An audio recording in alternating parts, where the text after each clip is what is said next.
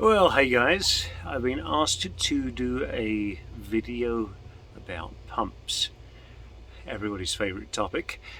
So let me see where I want to start on this.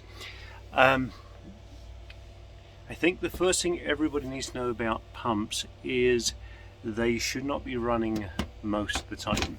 So if you're ever here and you're hearing a pump going, there's probably something wrong. Now from there it all depends on which pump it is, and that's what this video is going to be mostly about, and all the other stuff I'm going to think about while I'm recording this, so this will be good. Alright, let me see if I can turn this around and we'll do a brief introduction about pumps. Actually, let me talk for a second first. So we have basically 4 different systems of pumps in this place. Everybody knows the fill pump. Let me turn this around actually. Everybody knows the fill pump, or probably knows the fill pump. So this is the one that takes water from outside in the Yukon and transfers it to the tank. That one plugs in to this outlet here, and this right hand outlet is controlled by that switch up there. It is on a separate breaker from everything else, which is why we also sometimes use that to handle the heaters outside, because it's just on a different breaker.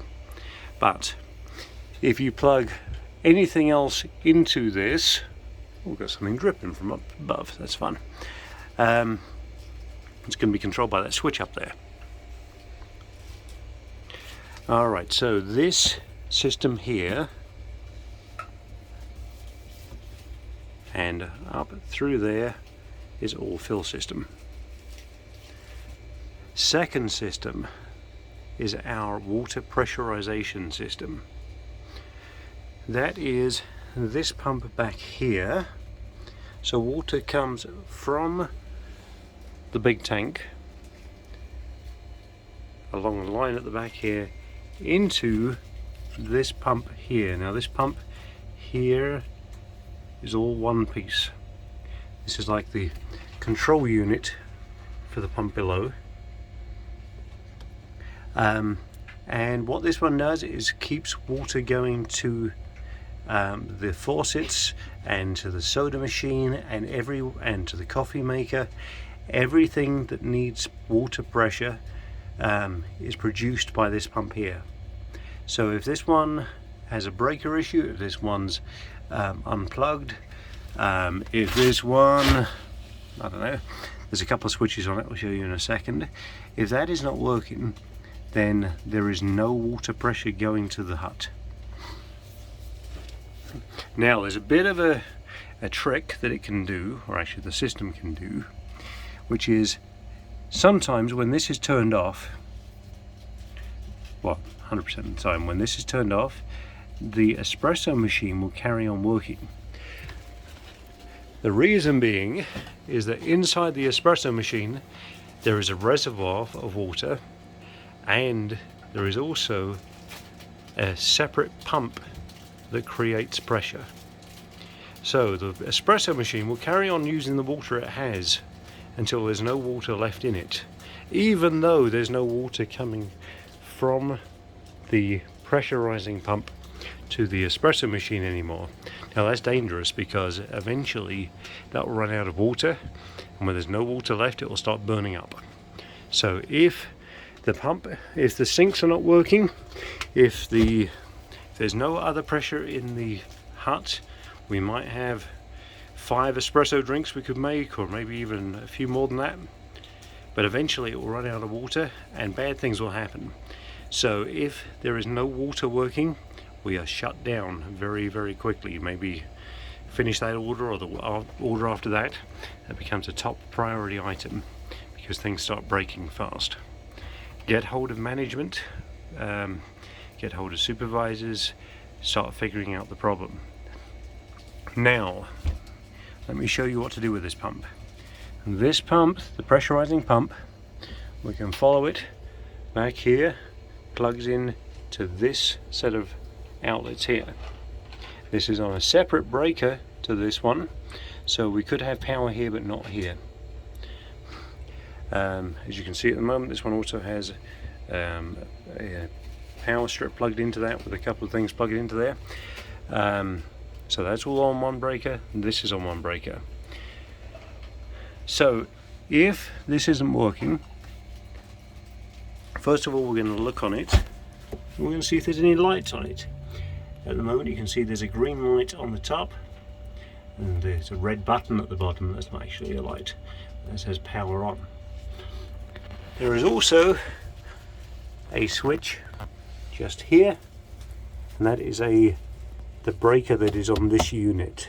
So there's obviously a breaker outside as well in the breaker panel. This is the breaker for that. So if there are no lights on, it's either that this breaker switch is stripped here and that's turned off, it's unplugged from the wall, or the breaker outside in the breaker box is stripped. It's one of those three things. If those are all turned on, but there's a failure light on, or any other lights, we're just going to hit the restart button, and it will just do a quick reset. Quite often that's the problem with this pump. Alright, system number 3, the waste system. So there are 2 dedicated waste pumps under each sink. So there's one here, comes from the sink above down into here. Now notice this is not running at the moment. This is how it should be most of the time. When it turns on, this is me turning the water on up above, filling it up. You can hear 2 pumps going right now. There's the one that is running continuously. That will turn off in a second.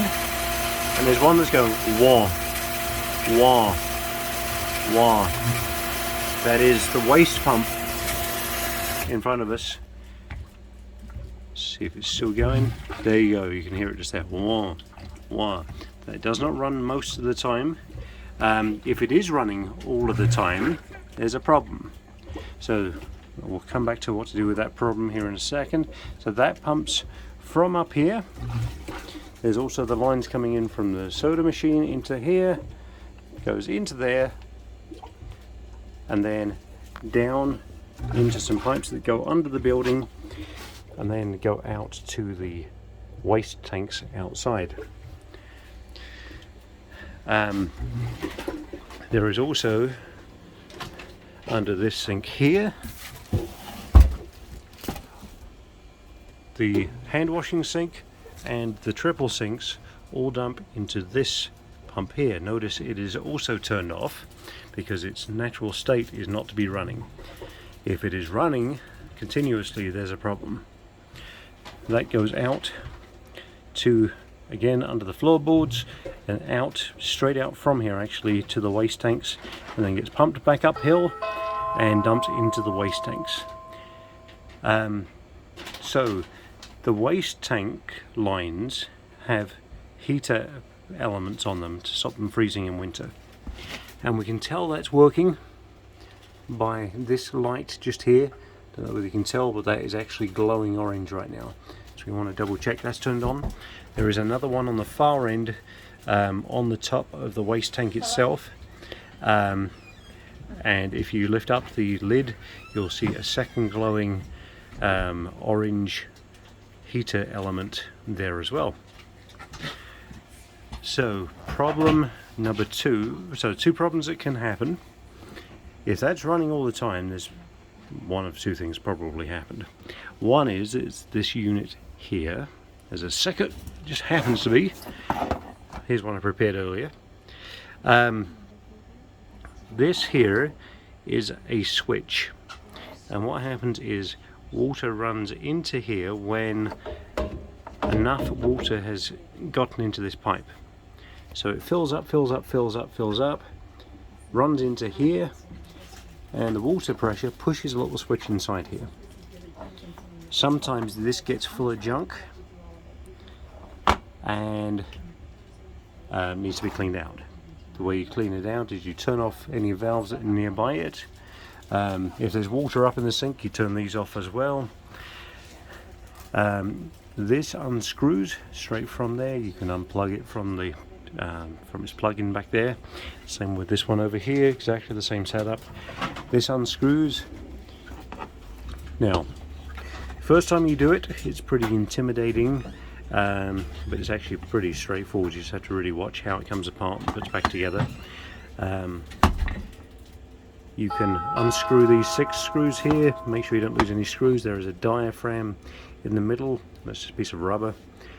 The top lifts off at that point. There's a diaphragm. So the piece of rubber, under the piece of rubber there's a switch with a little spring on it, a pretty big spring on it. You just make sure you remember how it comes apart. You video it as you do it. I'm not going to make a video of it right now. I'll do that another time. You clean out the junk that is on the top of the piece of rubber that's in this space on this side, and that fixes it. You put it all back together and that should work. This is a clean replacement one that is under here right now, has not been used yet, but in case of emergency, what we can do, and if that is running all the time, you turn everything off, try to avoid spilling as little water as possible, unscrew that, put that one in its place, plug it back in its place, and it should work. And then make sure people know about it so that we can either do the full job. Well, we need to make sure that it gets cleaned out so it's ready to go next time, or if you're confident on that, you can have a go doing that too. Kaylee knows how to do that, Danica knows how to do that, I know how to do that. Get with one of us if you're new to that. Problem number 2, this isn't the issue and it's running all the time. Next question, is it frozen? Now, that heater tape there and the one outside should stop that from ever happening. It's all encased in expansion foam underneath, but who knows, Idaho is cold in winter, and that could be the problem too, but this is the most likely issue. Anything outside of that it's going to take some serious problem solving at that point. I think that is the end of this part of the system. System number 4 is just the little system, and that is the Coke machine up there dumps water into this box back here. That needs to be cleaned out on a regular basis. There'll be a procedure for that. Now that one allows water to drop down into there and then gets pumped into the waste bucket over here, and that is how we get rid of melt runoff water from the ice maker. So just pay attention to, are we having pumps running all the time? If they are, let's try and figure out why that's the case and make sure that management knows about it, because bad things start happening when pumps are running all the time. Alright, get with me if there's any questions, and get with Danica, and yeah, good luck out there.